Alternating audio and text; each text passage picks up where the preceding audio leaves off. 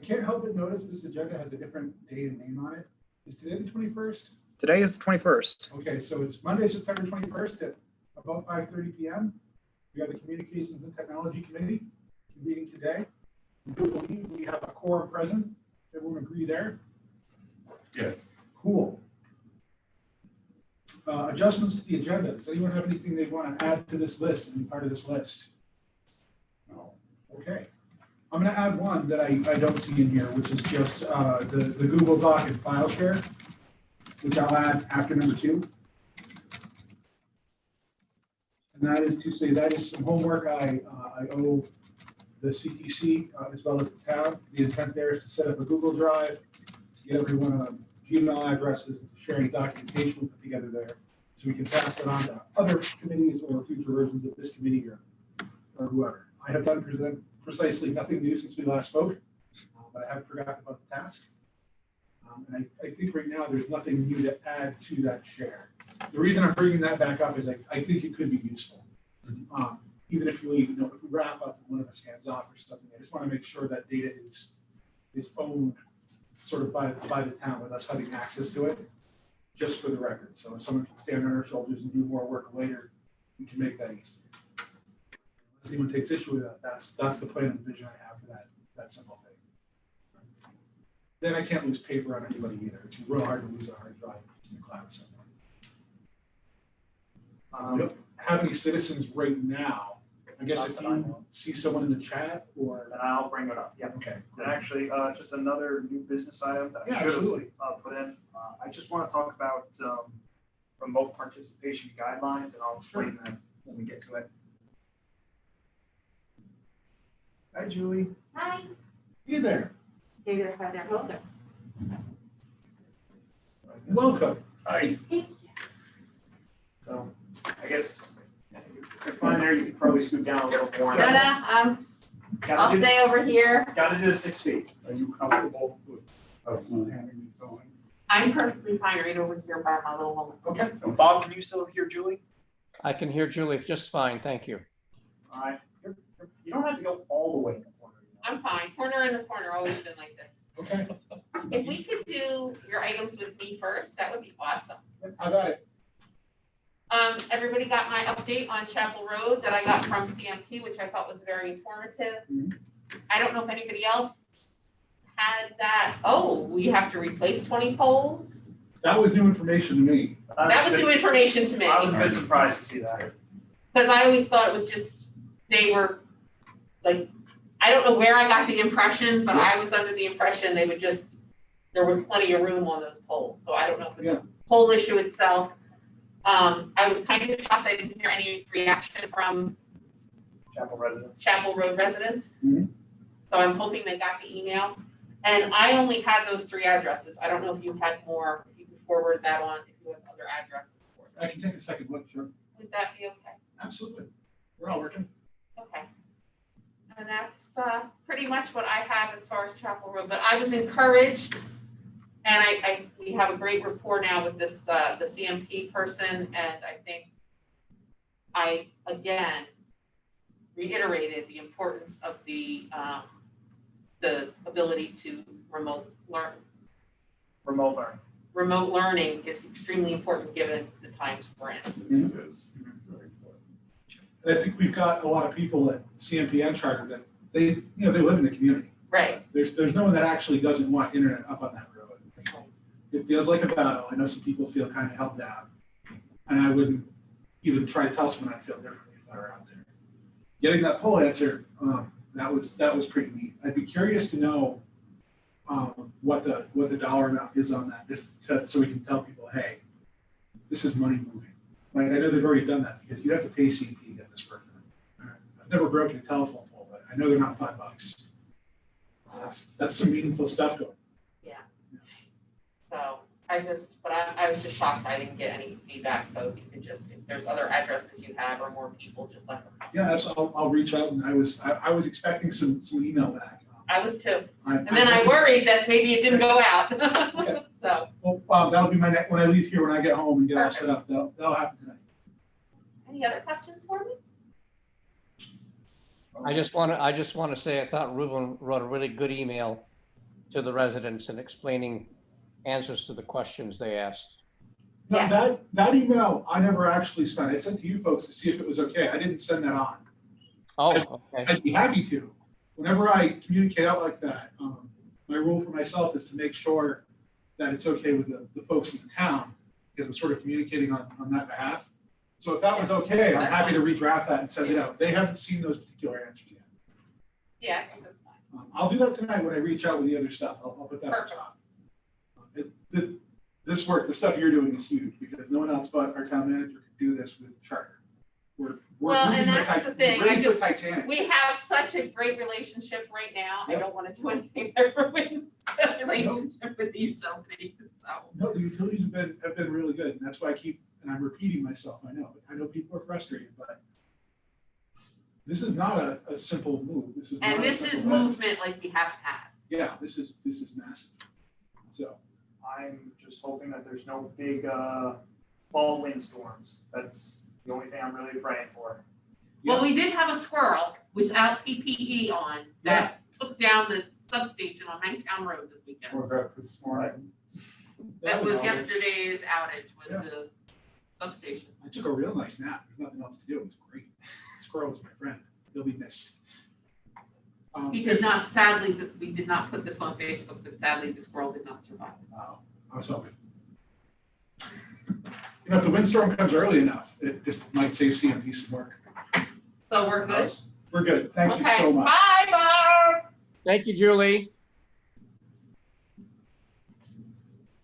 I guess the only other comment I have to make on Chapel is I hope that the Chapel Road residents are communicating efficiently with one another, because we sent an update to one of them a while back, and I don't know that that ever got distributed to anybody else on Chapel Road. So what I'll do is I'll wake up that contact list, and I've got at least one email where some other people were CC'd. I try to avoid reply all, but it sounds like this might be the time for that particular button. So that'll be my commitment to the group for one of my actions when we leave here is getting that done. Do we have, going back to where we were, do we have any minutes we want to review from the last meeting? I did not have them done for this. That's fine. It already says defer to next meeting on here, so. You can do that. We already got our update on Chapel Road. So I guess our next is looking at unserved pockets above and beyond Chapel and some connected areas, which I should go back to for a minute. Charter's talking about a very limited set of connecting addresses to Chapel, houses that are on their path between those 2 points. That would be part of this bill. That's not additional work. That's not additional expense. I think it's just a logical statement by Charter Communications. Is when we're wired by these houses, why would we not offer them service? And we've told them, add all the houses you want. This is our bare minimum. I'm assuming no one here cares how many more houses they connect. They can go on wild. Anyone they want to plug in? Less is more, that's what I was saying. Yep. Beyond that, we need to look at our additional unserved pockets. We have 2 ISPs in the area that are equipped to deliver this service. Charter, we're working with now, and I think we're sort of asking those questions as we go, because we're already having that talk. But there's no ill will with LCI either. I know we're going to have some conversations there about the same thing. Are there some opportunities to expand, or there's some conversations we can have? What's going to work? So from the last meeting we had, I did reach out. I think this was actually around the time when Charter was giving us an update on Chapel Road. They asked if there were other roads that we had, these unserved pockets. And so hopefully everyone was fine with this, but I said, well, we do have a lot of areas that a lot of roads, some private, some public, that you do have a line going right across. So if you could look into this just to see if, how much it would cost to get these areas connected by road if possible. Mhm. So I sent one for Robinson Road, which is a little area that's right off Washington that goes onto Old Augusta Road. Right? Okay.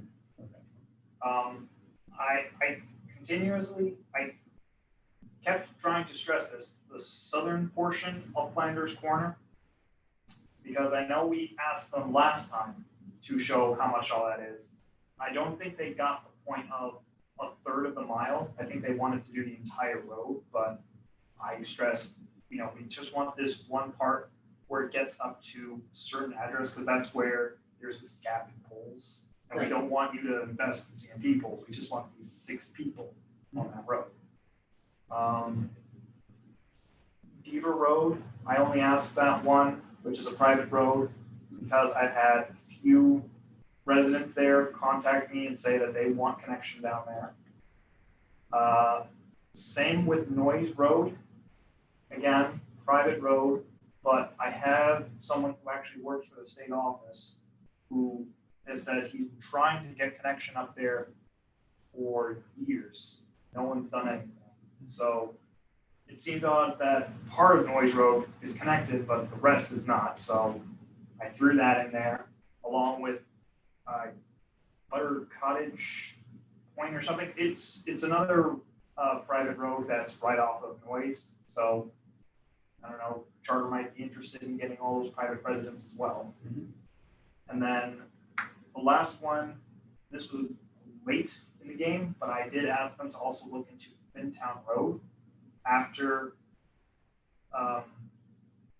because with Finntown, you go on and then for like 2 seconds you're in Friendship and then you're back in Waldeboro. Right. I was focusing on that latter half because if I recall correctly from the maps that John gave the town, that should only be DSL on there. And so I want Charter to take a look to see how much would it cost to just actually have all of Finntown connected. Right. But we could also look into consolidating and see if they can upgrade that. So it's there. And I think, lately we've been pretty good about this. Excuse me. We're vendor agnostic. Anyone that can bring the light, can bring data to these houses, we're welcome all comers. I think it makes sense to work in groups.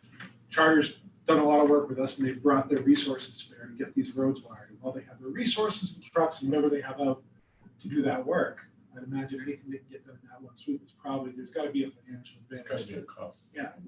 And the same thing for LCI. So, we're not here to make them fight necessarily. What we're assuming is no one's going to cover 100% of everything. Right. One of them does. That'd be cool, but I don't think it's going to make financial sense for any ISP to cover the rest of Waldeboro in one hit as we exist now. And so I guess that's the spirit we're taking that to these folks in this head. We're looking for opportunities, preferably in a single project, to finish this out. Max and Ruben and Richard, there's one other road that we might include on the list, and that is a private road. It's Hoak Road, Hoak. There's one resident on that road close to 220 who has internet, has I think Charter, and then about 1,000 feet further down the road there is another resident that has nothing. And I don't know if you can include them in the mix or not, but they could be part of the conversation. They have children who don't have access and need it for school. So something I want to add to this. So this is what we're in right now. I'm just calling it phase 2 because that's how my brain works. Right. Once we get the next large group of things wired, I want to take a look with really any ISP that will deal with us and go to these areas where the last connection exists and see what the distance is to the next non-connected house and what's there for line of sight. There's some technology coming, and people need to stop being scared of 5G. It's just a radio signal. But there might be pocket opportunities to hang some kind of broadcast unit. If you get line of sight, you can get 100 full duplex through the air to 2 or 3 endpoints at the same time. What I don't know is what that costs or what the infrastructure is. That's why we would ask Charter. That's why we would ask LCI. That's why we would ask Consolidated. Because while I know what this stuff does, I'm not going to sit here and tell you that I could build an ISP. If I could, I'd be having this meeting from my yacht somewhere. But if there's not an immediate soon next thing where we can get those remaining people after this phase connected, I think we need to start asking some out of the box questions. They might not even be permanent, but is there something that can be done reasonably to get them connected somehow sooner? 100 meg over radio might be terrible for video games or video conferencing, but it's going to be fine for education for the most part. And to someone that has nothing, I'd like to, can we talk creatively with these folks? So I just want to put that out there now. That's something to think about. We're focused on wireline, which I think is the right way to go. Wired is always faster than air. You want to do cellular internet, I'll tell you for large hits, it's not great. This technology is a little bit different and a little bit new. And it's just coming online now. So And it's a 5G. Yep. So it's it's called 5G, and I think it's millimeter wave or something. Line of sight's important. With 5G and a physical line of sight, you can move a whole lot of data. As soon as there's a tree in the way, it goes back down to regular cell phone speeds. But if you have a group of houses, 2 or 3 homes that are line of sight, but it's 30 grand to get fiber out to them, it might not be as expensive to get a radio transmitter and receiver. Or maybe it is. You need a company with a proper network engineer to answer that question. If we can give them enough targets, maybe some photographs or something, maybe we can get there. That's where we're getting creative. Some of these homes, I think you're going to need that boost from us. Richard, how does that translate into download speeds? Sorry, I didn't get your whole question. Ruben, how does that translate into download speeds? So, best case scenario, it's 100 megabits both ways. Wow. And that's to 2 or 3 clients. Now, your mileage may vary. Things like water droplets in the air can affect it. That's on a perfect flat plain in the middle of corn country where they'll tell you it'll work for 3 miles. I'm really only thinking about 500 or 1,000 feet. There's things you can do with 5G. Honestly, there's things you can do with Wi-Fi that are point to point if you have a building to building link. And even those can get very high speed as long as you're feeding the initial transmitter with enough throughput. I have mesh at home and it works. Same idea, but you can do that outdoors. Yes. The trick is getting an ISP to buy in and getting them to feed that gear. Once you get outside of that, you're looking at getting neighbors to set up antennas in their homes pointed at their neighbors. And I can tell you how that would work. There's lots of projects that do that. That would get more complicated. I would spend my time with people. Sorry, I'm all congested. I would put my time in with people to tell them how to do that if there's people that need that when we get there. But I think that kind of branches off real far from our goal as a group here.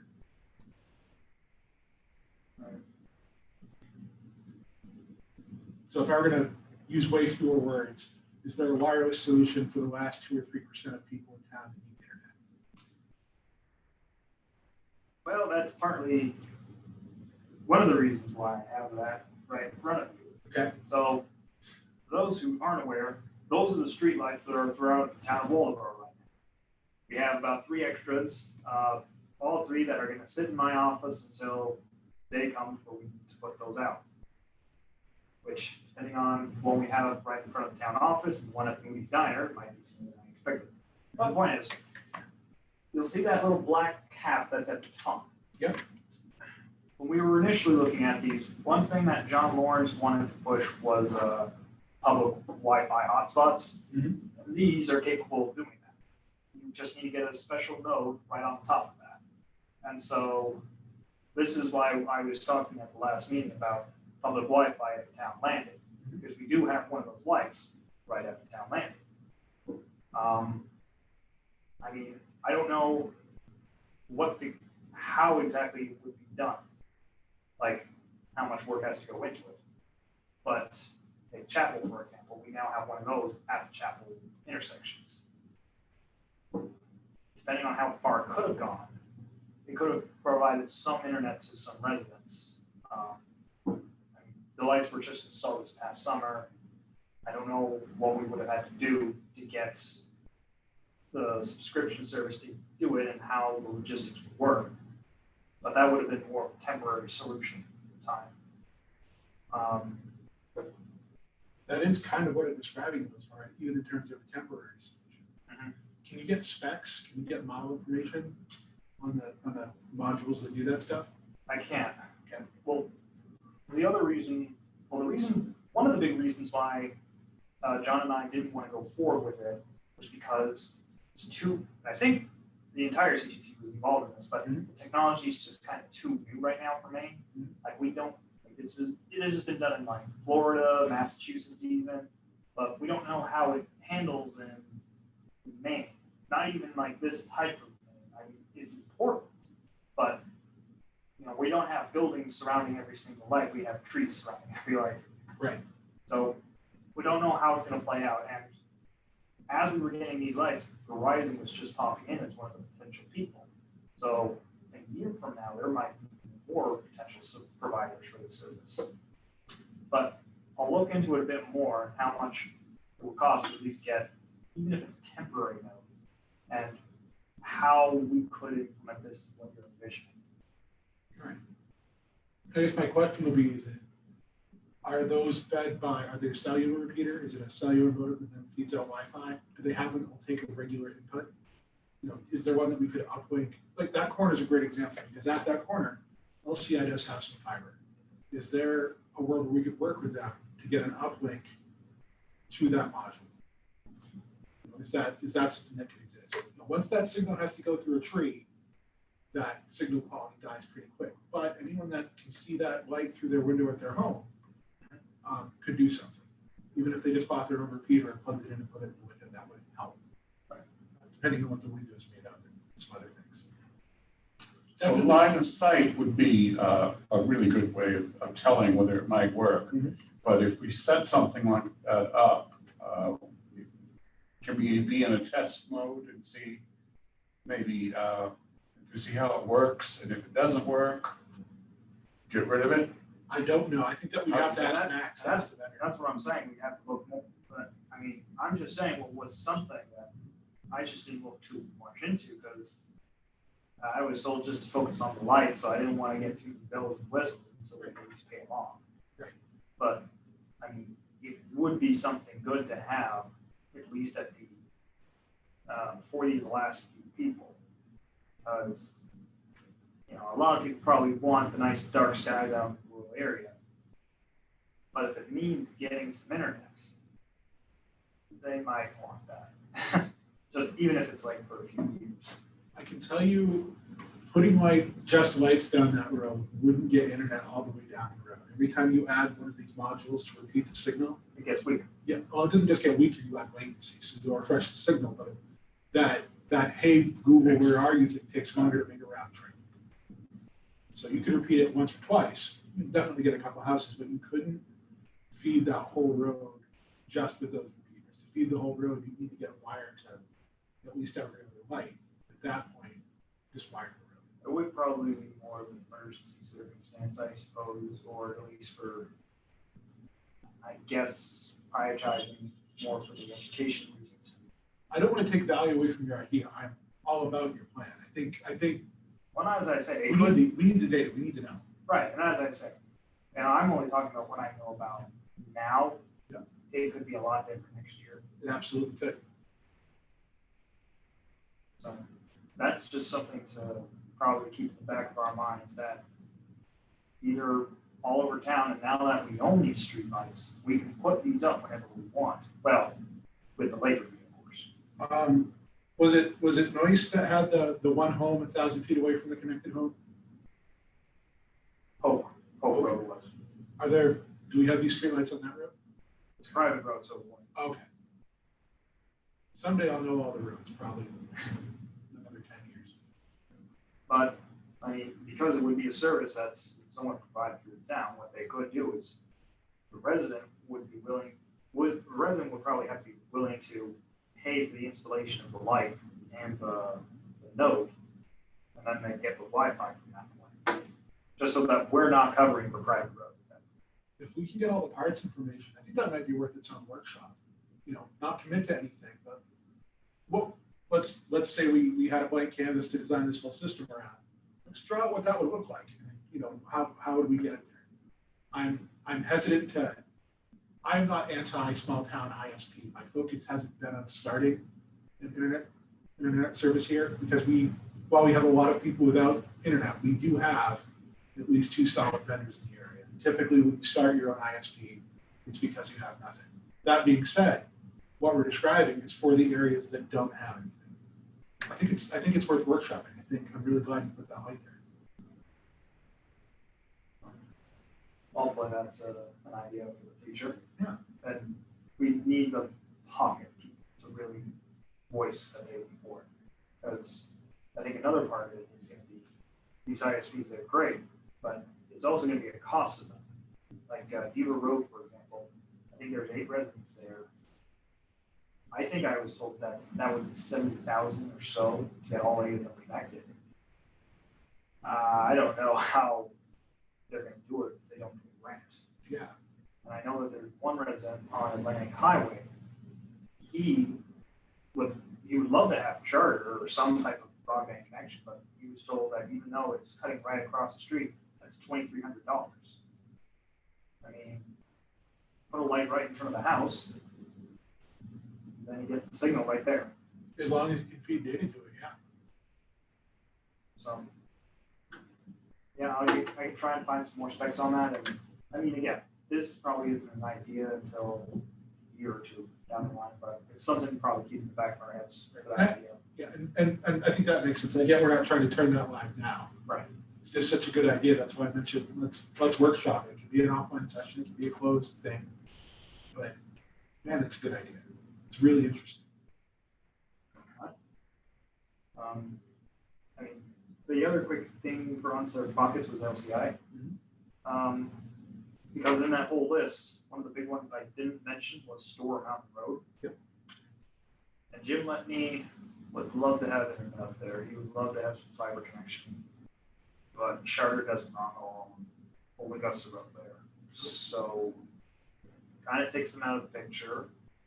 Unless we're going to encourage them to start building along LCI's line. In that case, LCI is probably not going to be too happy about that, or us encouraging that, I should say. That's that road. I know the fiber cuts right across the entrance to that road. I've driven it a couple times. It's a beautiful spot. Probably cheaper. I think at some point if we could have a sit down with our buddies at LCI and go over that, and let's just ask them about it, see what they can do. I know we had a couple of different technologies we talked about. I'm not going to rehash those here because I don't remember all the points. Does fiber need to run all the way down that road? Is there anything they can run up to feed over some other tech? I think, and I'm glad you mentioned the meeting with LCI, because that is something that you and I probably need to talk to them about. Yep. Just for store and any other little pockets that we want to throw in here too.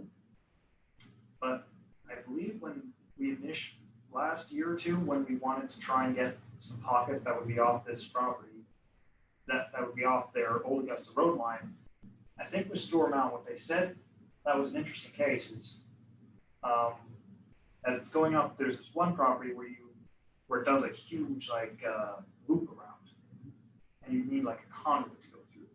So I don't know if that's part of what needs to be done or not, or actually I lost track of what I was trying to say there. A lot of work has to be done than just putting fiber down. Right. Well, if they could stable it, I'm sure they just go do it. I almost feel with LCI for unserved pockets, Store Mountain's probably the one big case that just stands on its own.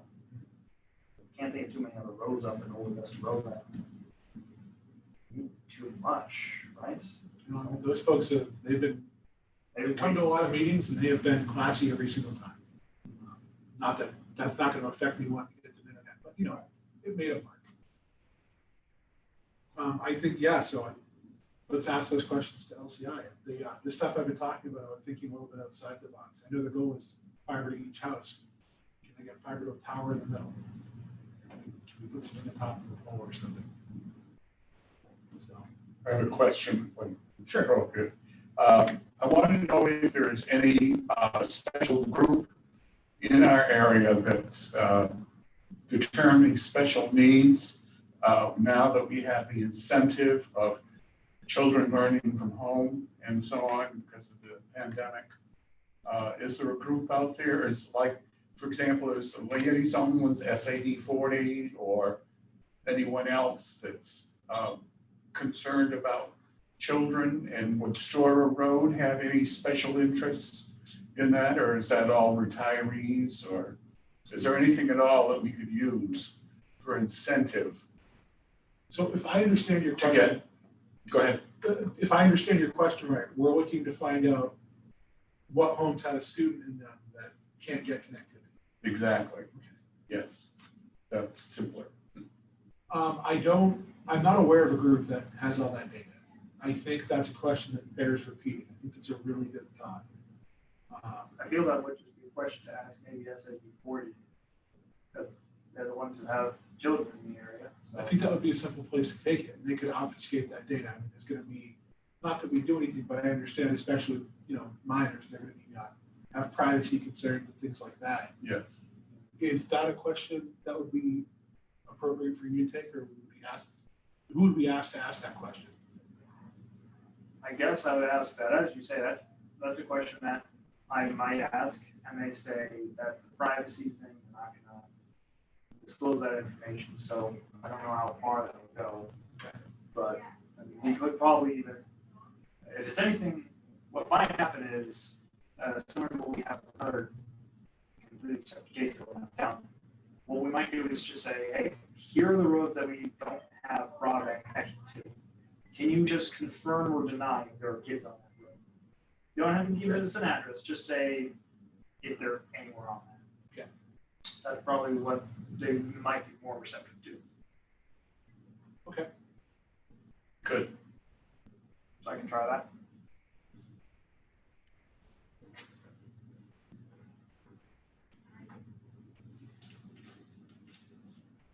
Anything else on unserved pockets? Any questions in your ideas?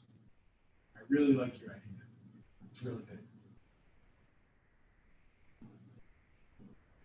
Hearing none. I see remote guideline that Max wanted to add. You want to talk about that? So I didn't know exactly who I should talk to about this. So I don't know if you two noticed, but Bob is not in this room tonight. Hi, Bob. Okay. A guideline?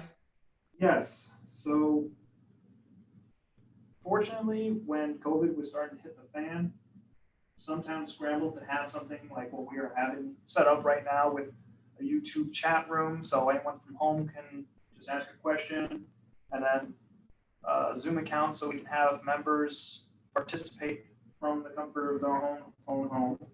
I love this setup.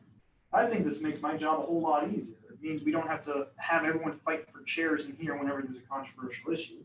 And we can have it more, publicized and more easier access, I'd say, because it's on a widely used platform. And at least in terms of winter, when that's coming up, one thing that I always risked was the safety of my committee members, because I'd ask them sometimes when it's about to snow heavily to still come to the town office because of a meeting that I can't delay for a whole month.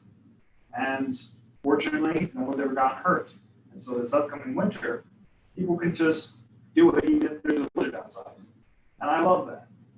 The only reason this can happen is because of COVID, because of an emergency declaration by the governor that keeps getting extended by about a month. In it, the governor says that the Freedom Access Act is amended so that this can be allowed.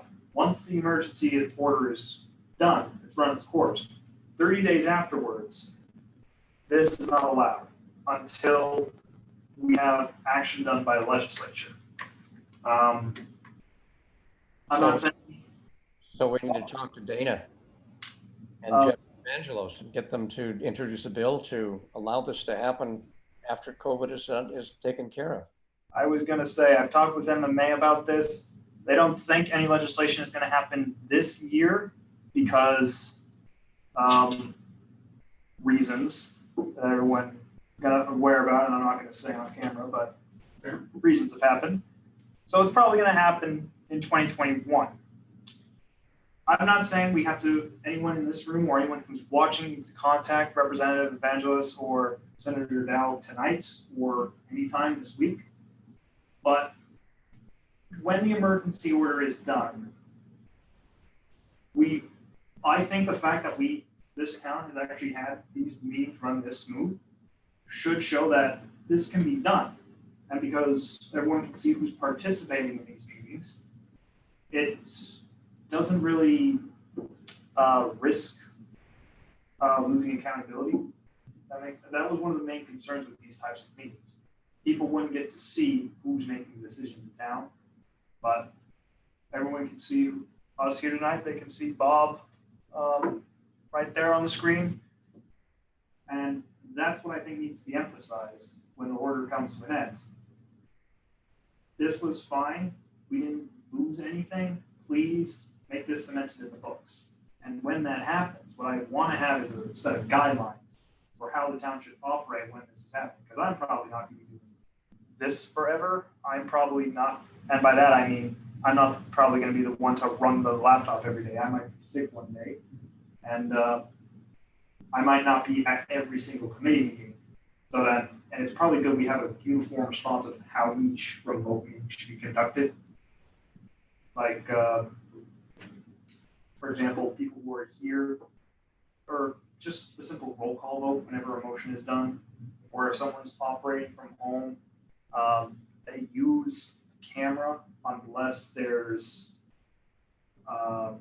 unless they have to operate by phone, and if they're operating by phone, they have to identify themselves when they comment, things like that. So I don't know if this is the committee to try and have that work with, or if it's someone else, me just doing it private, but I want to get some guidelines for how remote participation should be done in these future meetings. Well, meetings in town, I should say. Right. I think that's a great idea. I'd love to see people from multiple committees participate. It doesn't need to be 100 people in a room, but you know, I'd like to get some different opinions. I'd like to know if there's anyone that's against it up front, anyone in our area that doesn't like this, or that like is a strong word, that thinks this isn't okay for some reason. I want to handle that hard question first. I don't think there's anyone who's really had an issue with this.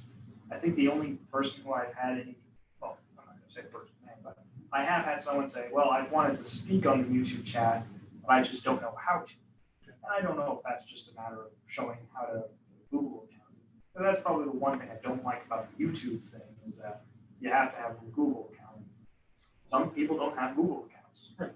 So, but I mean, maybe it's just a matter of looking at different ways to hand. Oh, I'm sorry, Bob. I didn't see your hand up.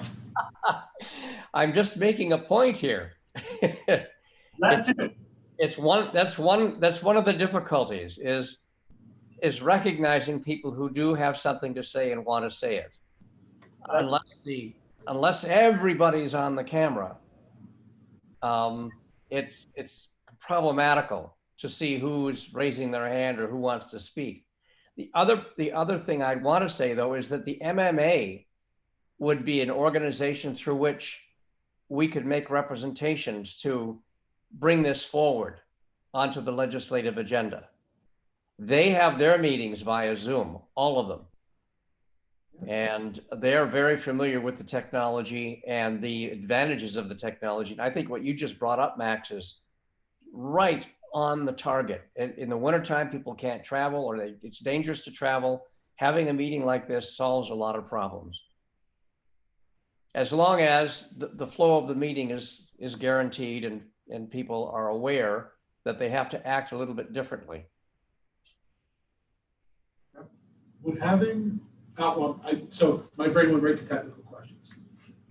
I would, if we can get some time to talk about this, I have some ideas specifically, with what Bob brought up about the distance to that display. I have some thoughts. I have some things we could do to even this room that I need to go over. There's probably isn't a place for it, but there are some minor tweaks we can make. We can probably share those ideas with our neighbors. This Waldeboro's done a great job. I'm willing to bet there are people that aren't very dissimilar from Waldeboro that would benefit from that experience while we're doing all this stuff. Then if we ever need to interact with them in town, let's share that ability too. I think some of these guidelines might be more of anyone who's a committee member doing a crash course if they want to participate remotely. Right, just like you can probably get this down to a page or a 2-page laminated thing. Oh yeah. I feel there's an option on Zoom where like someone who wants to raise their hand or ask something, I feel there's like some button or something they can do that does a ping, but I just don't know. And we don't have to try that tonight. like I keep learning some new things about all this every day, so I might find something later. I have 3 or 4 Zoom meetings at work tomorrow, so I'll make a point to pay attention, see what trouble we can cause. That's good. All right, we okay to move on? Yep. So I don't know why town website is on here, but I do love the town website. Yeah. That thing looks great. I used it today to make sure this meeting was at 5:30 and not 5. The reaction time is great. I got one email from a citizen of town who thought I was in control of the website. I'm not. I'll say internet words to you all day long, but that was a Julia Max and town project. That's one thing I don't think we touched at all. I didn't You guys do did a anything. great I job. didn't do anything, but I'll take credit. That's fine. Julie's not here. She doesn't know. No, the work on that was done really well. I know that was a lot in the making. I know there's a pile of compliments already, but I was going to add my note to the pile. That was worth the time and effort. I just love the fact that I can put anything on the website whenever I want. The old website, I had to go through Liam and then Tanya and then Julie to put something out, but now I can just log on and I whatever I want. Obviously, it's going to be appropriate stuff, but unless I get this from you one day, who knows? Oh, we'll watch for that. I can only imagine. So, like, for example, you said that someone was talking to you about the website. If there's something that's missing or if there's something that we want, you're saying people are looking for and they can't find, then I could probably put it online. Like you were talking, I think last week, you were saying something about getting a land use map up there. I can put a land use map up there. I haven't done it yet because of my own, like, forgetfulness, but I can do that tomorrow if I want to. I probably will. It's a fantastic tool. It's been put together. Any comments from the, thanks for coming full circle. It's on both. This says comments from planning board. I'm going to change that to comments from TTC. Yep. I had to poke you one time. Yeah, I know. Anything else anyone wants to bring up or go over? I'm good. I'm good. All right, good. Motion to adjourn? Nope. Second? All right. Thank you.